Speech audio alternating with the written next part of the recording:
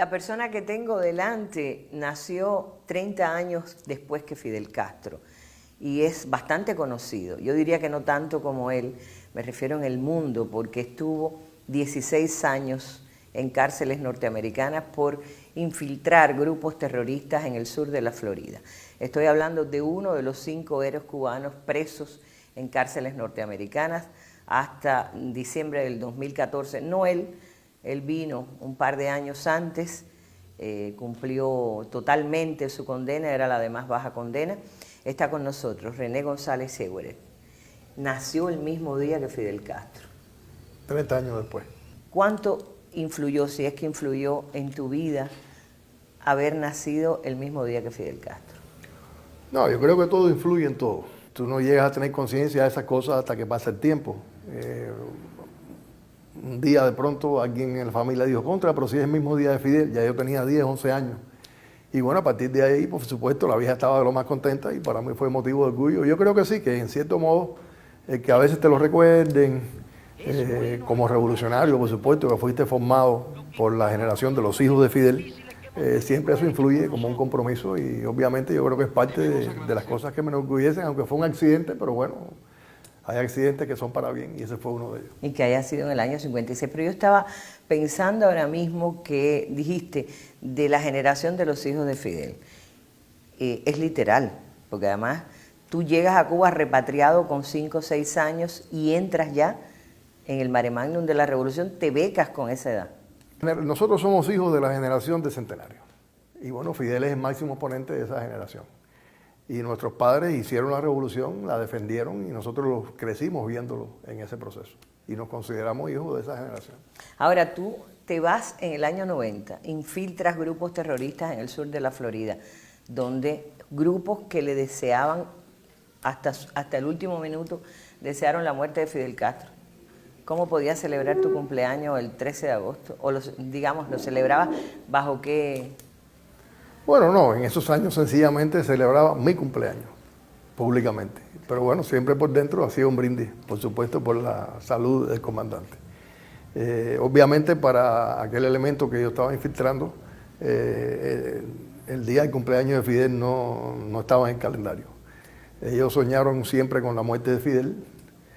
Bueno, acaba de dejarnos físicamente Fidel y ahora resulta que de pronto está más vivo que nunca. Y entonces, bueno, yo no sé qué otro sueño ellos podrán cocinar por allá, pero obviamente tampoco ese sueño le ha salido muy bien, que digamos. Fidel Castro, estando tú preso, celebró tu cumpleaños, estando tú preso, con tu familia, con tus seres queridos y con los familiares de los 5. Lo recuerdo hablando de ti en particular de una forma muy elogiosa. ¿Cuál fue la impresión? Digo, de tu primer encuentro personal con Fidel, ya siendo tú héroe de la República de Cuba.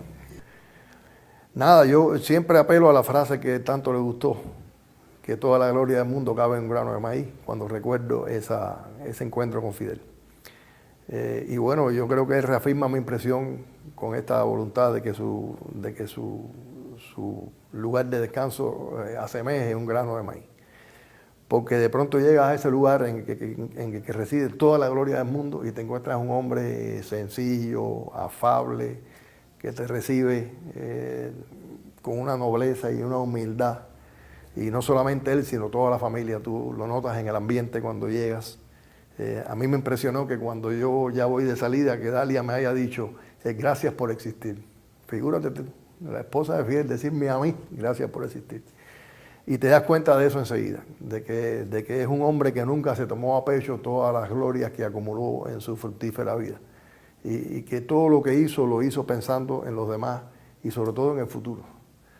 Muchas personas acostumbran a decir que él viajaba al futuro y lo veía y regresaba. Yo no creo que fuera tanto, es que él pensaba mucho en el futuro. Pensaba mucho en que alguna vez la humanidad alcanzara ese ideal que por tantas generaciones y miles de años siempre alguien estaba buscando. Y lo pensó tanto que lo llegó a ver. Pero realmente fue impresionante. Y su deseo de estudiar siempre, de leer, de aprender, de estar siempre al tanto, de preocuparse por cosas que sabía que no iba a vivir, pero sin embargo le preocupaban como si fuera su propio futuro, su propia vida. Y yo creo que es una enseñanza que nos deja a los revolucionarios. Aquel primer encuentro, estabas solo tú en Cuba, de los 5, habías terminado ya tu sanción, tu condena, y fue un encuentro familiar, digamos, de ustedes, de tu esposa y tú con Fidel y su familia, ¿no? ¿De qué hablaron? Bueno, por supuesto hablamos de la cárcel, de las condiciones de la cárcel, él se interesó mucho por eso. Luego hablamos de todo, de Cuba, de sus planes. Recuerdo que en medio de la conversación lo llamaron de uno de estos planes agrícolas que él todavía seguía atendiendo. Él, como todos sabemos, en esa etapa de su vida él hablaba muy quedo, muy callado, a veces se quedaba así como pensando y de pronto lo llaman y le dan un par de datos y saltó por eso como un resorte y dijo, ¿cómo? Y empezó a preguntar. Yo me imaginaba a la persona en el otro lado de la línea telefónica tratando de explicarle, porque siempre fue un hombre que hasta el final de su vida pensó que la cualidad más importante de nosotros es la capacidad de pensar. Y la ejercitó con una voluntad férrea y con una perseverancia que bueno, que lo vimos ahora en esta semana que pasó en todas estas ceremonias, todas estas actividades que él mismo concibió. René González Seguerer.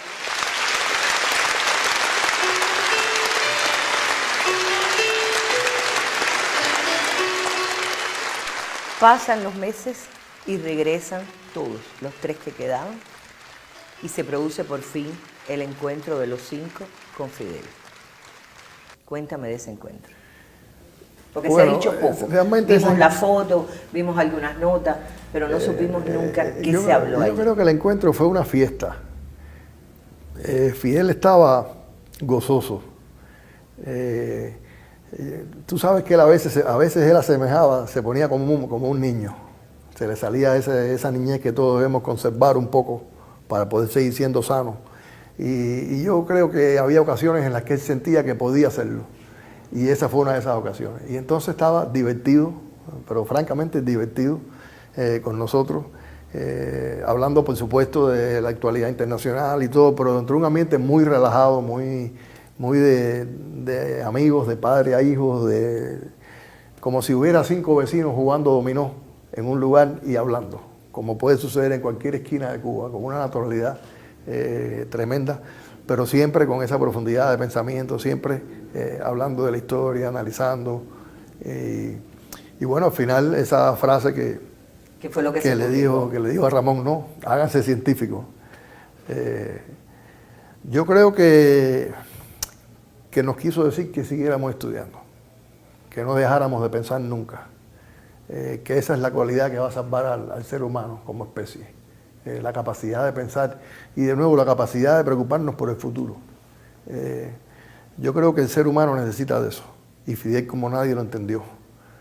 Vivimos el día a día, bueno, ¿qué le voy a dejar a mis hijos? ¿Qué casa voy a tener? Cuando me muera voy a hacer un testamento. Y a veces pensamos que el mundo se va a acabar cuando nosotros no estemos en él. Y creo que es muy difícil imaginar si alguien que se haya sobrepuesto a ese instinto humano y haya mirado tan lejos y se haya preocupado tanto por lo que va a pasar dentro de 100, 200, 300 años, que va a haber seres humanos como nosotros, que también van a querer hacer una vida, van a querer ser felices, van a querer realizarse. Y nosotros podemos acabar con las condiciones de vida para que esa gente también exista. Y yo creo que él lo tomó muy en serio y para mí fue la enseñanza más importante que me dejó las 2 veces que lo conocí. ¿Pero dentro de ese encuentro se produjo o fue antes el regalo del libro de Stephen Hawking, que es pura ciencia? Sí, no, el libro me lo regaló en aquella primera visita. Me lo dedicó y bueno, lo conservo como uno de mis más preciados tesoros. ¿Y no es un camino a la ciencia? También, por eso él pensaba en todo, siempre pensó. Siempre. Se discute mucho la última voluntad de Fidel Castro, que no quiere monumentos, que no quiere ni siquiera calles o escuelas con su nombre, que no quiere bustos, que no quiere estatuas. ¿Qué piensa René González? Bueno, hay que ver la última voluntad en el contexto de todo lo que él pensó para cuando llegara a este momento. Y Fidel planificó paso a paso la estrategia para una contundente victoria, que fue su muerte. O sea, esa muerte fue una victoria contundente. Yo creo que fue una victoria porque es que demostró Fidel demostró lo que se puede hacer con un pueblo, con esa muerte. Demostró que dejó un pueblo en que se puede confiar, pero confiar de verdad, a profundidad. Demostró cuánto se puede transformar para bien una comunidad y cuán lejos se puede llevar a través de una revolución. Y lo demostró con cada uno de los pasos que se fueron dando después de que desapareció físicamente. El simbolismo de cada uno de esos pasos. Lo demostramos nosotros en las calles, aquel fin de semana en que te dabas cuenta de que había un pueblo dolido, pero al mismo tiempo confiado, a lo mejor no preparado, pero sí listo. Y lo demostró cuando dispuso que sus restos descansaran junto a los de Che, en Santa Clara. En cada uno de los pasos lo demostró con esa piedra que completa ese santuario que hay en el cementerio ahora de Santa Ifigenia. Es increíble el toque impresionante que esa piedra y la pirámide con su concepto de revolución le han dado a ese lugar. Y bueno, con su última voluntad. Yo lo entiendo, yo entiendo que su preocupación porque su nombre no se convierta en un formalismo más, en un nombre que repliquemos por gusto, ni inclusive su legado, que no se convierta tampoco en que ahora empecemos a replicar las palabras de Fidel, dijo esto y dijo lo otro, sin llegar a la esencia Pero quisiera que le pudiéramos dar una interpretación un poco revolucionaria en el espíritu del propio Fidel a esa última voluntad. Yo sí personalmente creo que tiene que haber un lugar en el que se deposite todo su legado. Tiene que haber un santuario que nosotros vayamos y podamos ver, leer sus libros, observar los millones de imágenes que hay de Fidel, escuchar sus discursos, ver tantos kilómetros de películas que se tomaron de Fidel en Girón durante la Revolución, en el Flora, en fin. Y bueno, tendremos que ser creativos, pero es imprescindible que nosotros dispongamos de ese repositorio, de todo lo que Fidel dejó entre nosotros, para que esa obra y ese pensamiento sigan estando entre nosotros. Sería, piensas más bien como gran centro de estudios o de conocimiento de Fidel. Personalmente lo veo así. Algunos han dicho que basta con ir a un hospital y poner una flor, ir siquiera a Pakistán, donde se salvaron tantas vidas por él, y donde quiera que se ponga una flor se le estará poniendo a Fidel. O ir a la Sierra Maestra, ir a La Plata, ir a donde quiera que estuvo. ¿Cuál sería que cada uno levante su monumento personal a Fidel? Yo creo que el principal monumento de Fidel es su obra, de eso no cabe duda. El principal monumento de Fidel es lo que hizo con el pueblo cubano. Fidel llevó a Cuba a una dimensión que solamente ha sido privilegio de los imperios, y lo hizo a partir de este pueblo que encontró con un nivel de analfabetismo tremendo, con tremendas necesidades, un pueblo escéptico al que fue levantando haciendo la revolución y lo convirtió en ese pueblo que lo despidió. Cuando yo miraba la caravana hacia Santiago, pensaba en la caravana de Santiago a La Habana en los primeros días de enero del 59, y me daba cuenta y percibía qué pueblo tan distinto y al mismo tiempo el mismo pueblo, pero cómo transformó a ese pueblo. Yo creo que ese es el principal monumento a Fidel. Y yo creo que el continuar con ese proceso de hacer revolución y al mismo tiempo seguirnos transformando es lo mejor que podemos hacer por la memoria de Fidel.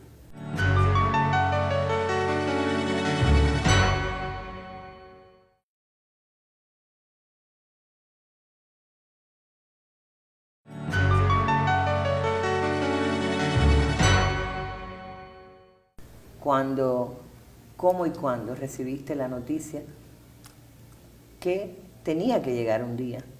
Sin embargo, que todo el mundo quería que no llegara nunca. Estábamos Oquita y yo en la casa, estábamos a punto de acostarnos. Llamó por teléfono el hermano de Oquita, mi cuñado Jesús, y le dio a Oquita la noticia. En un momento como que uno se paraliza, no sabe cómo asumirlo. Vimos después a Raúl.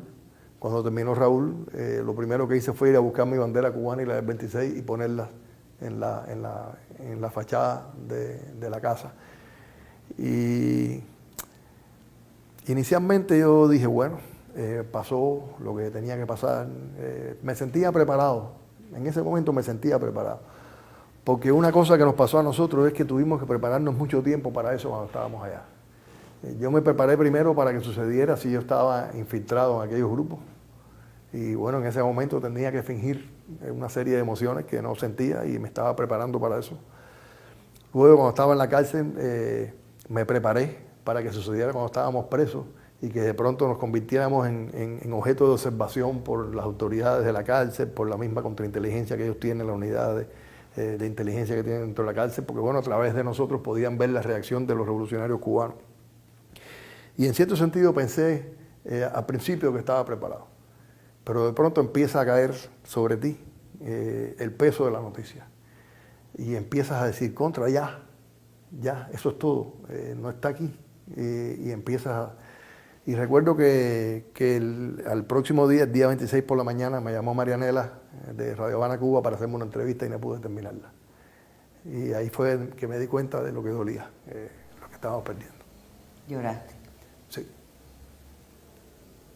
He llorado un par de veces. Como prometió Fidel en junio del 2001, cuando dijo, volverán, arribaron hoy a nuestra patria. Y bueno, estas fotos son de la visita, de esa visita tan memorable. Que estas cosas de Fidel, ¿no? Que tú dices, caramba, aquí están, bueno, las madres y las esposas están aquí. Siempre distinguió a las madres y las esposas de una manera muy sensible. Yo recuerdo cuando él dijo volverán y me pareció tan natural, yo creía efectivamente que iban a volver. Sin embargo, hubo un momento que ustedes pensaron que no volverían. Tú sí, pero quizás el resto no. Yo siempre pensé que era muy difícil. Yo creo que uno lo que piensa en ese momento es que hay que luchar y hay que olvidarse de si se puede o no cumplir la meta. Hay que luchar y hay que hacer todo lo que tú puedas para que esa meta se cumpla y que no quede por uno. Y yo siempre he pensado eso, que uno tiene que hacer lo que tiene que hacer y que no quede por uno y hacer lo correcto.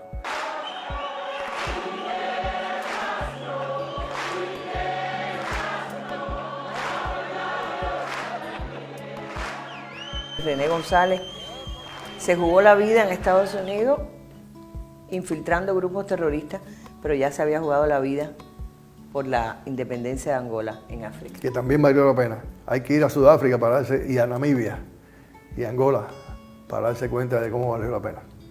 El cariño por los cubanos es indescriptible. En Sudáfrica nos recibieron como si fuéramos jefes de Estado. Aquel aeropuerto lleno, que tenía varios pisos, lleno de sudafricanos. Por poco nos matan de cariño, pero realmente te das cuenta cuando ves esas cosas de que valió la pena.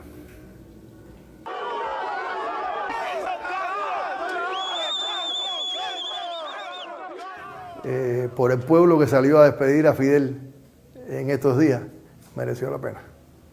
Eso solamente hay que mirarlo.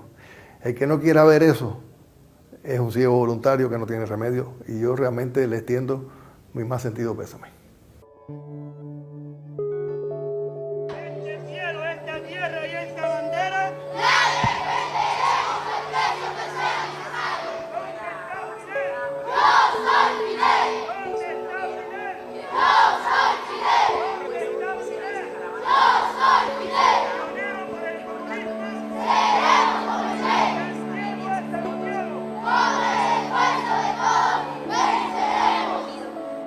Ese yo soy Fidel con que respondió. No, acabaron. Además, en las redes sociales barrieron con las otras etiquetas, las cosas lindas que hacían, las cosas que se ponían en la cara. Se cambiaban su foto por la de y Fidel. espontáneamente, vaya. ¿Tú te imaginaste eso alguna vez? No, yo siempre pensé, después que se anunció la muerte de Fidel, que todo este proceso iba a ser un triunfo. Pero lo aplastante que fue, yo no me lo imaginé. fue aplastante. La actitud de la gente, la disciplina, además sin policía. En Santiago yo me impresioné.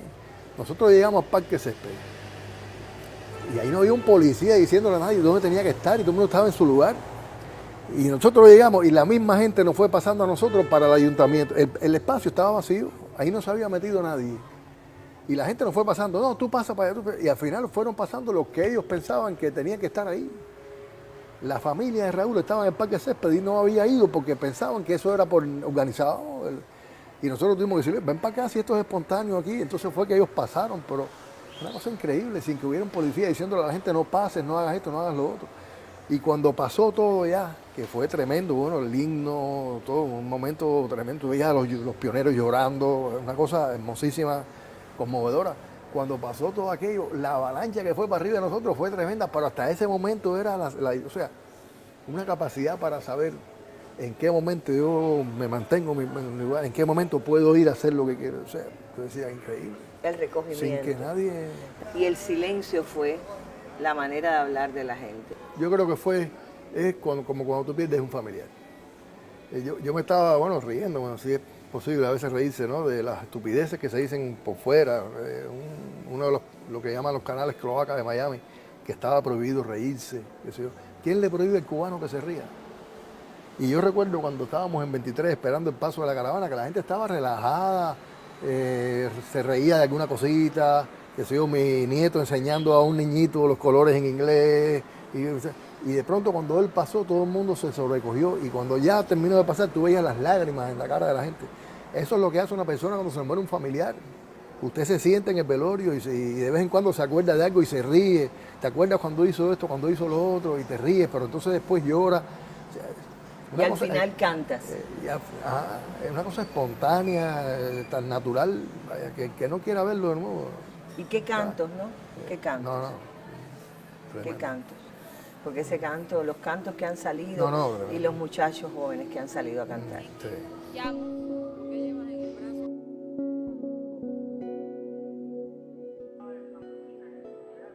Y él sabía que él tenía que seguir luchando y que su muerte tenía que ser una victoria y lo fue. Una victoria rotunda. Estamos en los corredores de la Sociedad Cultural José Martí. René González Seguerer, uno de los 5 cubanos que permaneció 16 años en cárceles del imperio, es el vicepresidente de la Sociedad Cultural José Martí. Con él hemos hablado hoy, recordando a Fidel, recordando, o quizás conversando con Fidel. Yo creo que Fidel sigue estando aquí con nosotros. Y bueno, esto ha sido un diálogo con el héroe que a su regreso a Cuba, una de las primeras personas que pudo y tuvo la suerte de abrazar fue Fidel Castro. Y yo creo que sí, yo tuve la sensación de que a Fidel hay que recordarlo cantando, porque hay que celebrar una vida tan vencedora. Además, eso es lo que quiere. Gracias, René.